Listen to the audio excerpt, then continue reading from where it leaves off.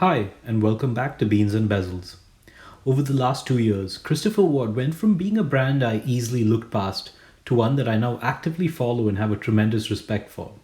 Their quality has been getting better and better, and their design team have been doing a fantastic job as well.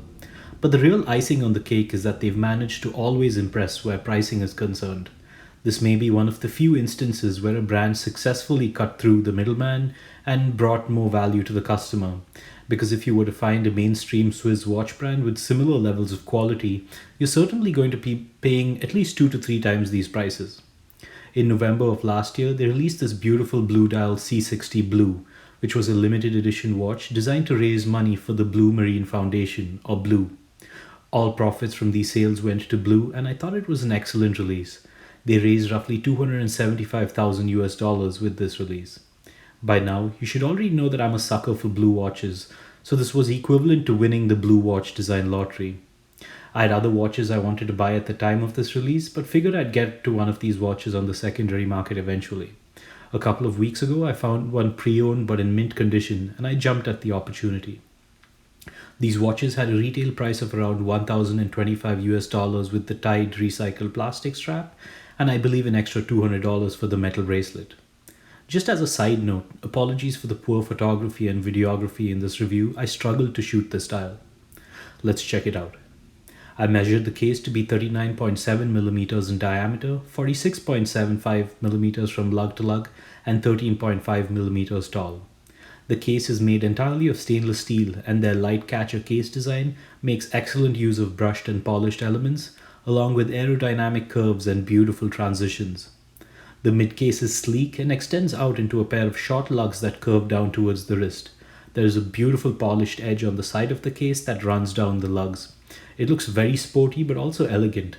The lug width is 20 millimeters. There is a 120 click unidirectional dive bezel that has an excellent grip.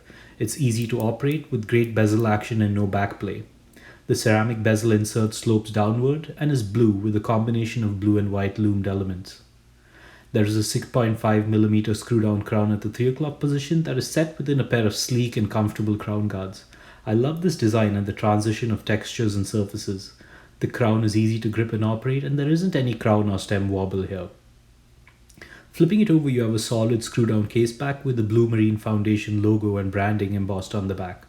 I prefer this decorated solid case back to the blue sapphire case back on the regular C60 Sapphire Blue models. This watch is rated for up to 600 meters of water resistance, which is pretty impressive given its compact size. This dial is a variation of their C60 Sapphire, but with more focus on both the color blue as well as the blue foundation. The base of the dial is blue sapphire with the Blue Marine Foundation logo on the lower surface of this dial. I like this a bit more than the plain blue C60 Sapphire dial, and the wave pattern adds a lot of character here. There is a transparent raised sapphire outer track that has printed minute markers in white with rectangles for every 5-minute increment and white ticks for the rest. Also on this track are the 4 black screws that hold the sapphire dial down and fix it to the movement. I thought this would bother me, but it isn't noticeable at all when it's on your wrist. You then have applied stainless steel indices for all the hour markers, including stunted hour markers at the 9 o'clock and 3 o'clock positions. These are finished well and filled with lume. The design is similar to the other C60 and C63 watches that I've reviewed already. There is a well-executed date window with a white printed frame at the 3 o'clock position. The date wheel has a black background with white text, and the finishing is good. One of the interesting design elements here is the fact that you can see the entire date wheel beneath the surface of the transparent sapphire dial, and I think that looks amazing. I don't usually like the 9 o'clock Christopher Ward branding, but this execution feels well balanced given the date window at the 3 o'clock position and the balanced out indices. Ideally, I'd like the Christopher Ward flag logo under the 12 o'clock, no branding, and a date window at the 6 o'clock position, but this works too. As usual, the hands are very well finished and have large loom fill sections with a combination of brushed and polished finishing. The finishing on their hands is always excellent for what you're paying, and I have no complaints at all. The second hand is painted sky blue with loom circular element. This watch truly is for someone who loves blue, and one of those somebodies is me. The overall finishing and quality control on this dial is excellent for the money, and I'm just sold on the design. There isn't a shortage of loomed elements on this watch, and the performance is good. I wouldn't say great because the Sealander GMT that I recently reviewed was noticeably brighter than this and was in Seiko Lumi Bright territory. What the lume lacks in brightness, it sure makes up for in design. The way the lume bounces off the crystal and back onto the sapphire looks absolutely stunning, and the blue glow of the Grade X1 GLC1 Super Luminova works with the blue theme of this watch. All the bezel elements are loomed and pretty generously so, including the 15-minute diving timer and the little rectangles under the Arabic numerals. All the indices are loomed as well, and the stunted indices at 3 o'clock and 9 o'clock are well balanced from a design perspective. The hands are generously loomed with large loom sections. There is a circular loomed element on the seconds hand for an uncompromising low light legibility. This watch uses a Sellita SW200-1, which is Christopher Ward's go-to movement for a lot of their three-hand automatics. These are good movements, and I've lost track of how many watches I've owned or currently own with this movement. Just like their ETA 2824-2 predecessor, they can succumb to the windmilling rotor issue, but it's a fairly easy fix that just costs you some time apart from your watch.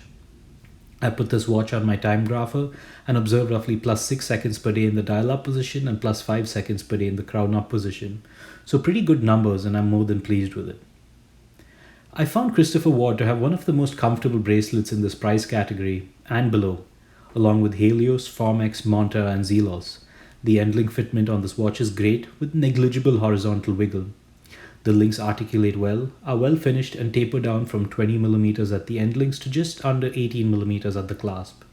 The only drawback of their bracelet is the fact that they use pin and collars, but I prefer this to poorly executed screws like you typically find on micro brands.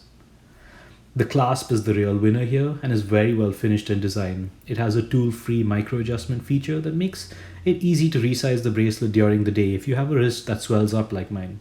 The design is similar to Zelos, but I find Christopher Ward's to be just a bit better finished and smoother to operate. The C60 is a great case design for a wide variety of wrist sizes. The 39.7mm diameter is paired with a compact 46.75mm lug-to-lug width, which makes it accessible to small wrist sizes as well. It fits great on my 6.5-inch wrist.